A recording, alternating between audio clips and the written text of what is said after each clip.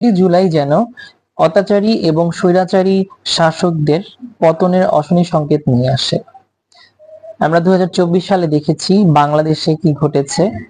একজন অত্যাচারী স্বৈরাচারী শাসকের কিন্তু পতন ঘটেছে এই জুলাইতে, এবং এবছর আমরা দেখতে পাচ্ছি ভারতেও কিন্তু ছাত্র জনতা প্রতিবাদ মিছিলে নেমে পড়েছে।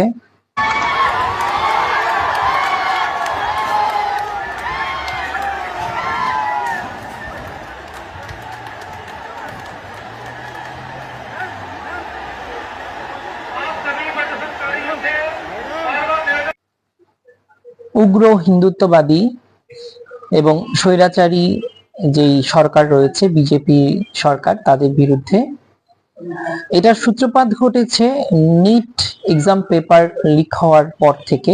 নিট পরীক্ষা হচ্ছে ভারতের একটি মেডিকেল ভর্তি পরীক্ষা।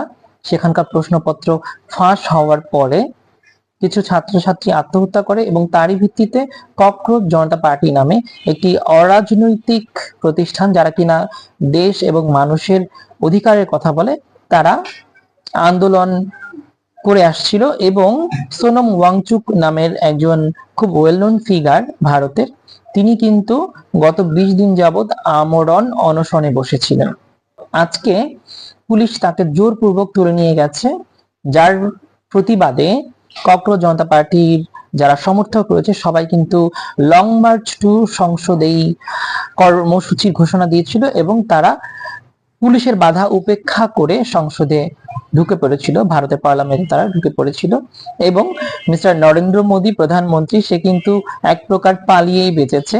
পুলিশের কড়া প্রোটোকলে সে কিন্তু পার্লামেন্ট থেকে প্রস্থান করে। তো এই উগ্র বিজেপি সরকার যদি তাদের নীতি পরিবর্তন না করে, তাহলে তাদেরও কিন্তু অবশ্যই পতন ঘটবে।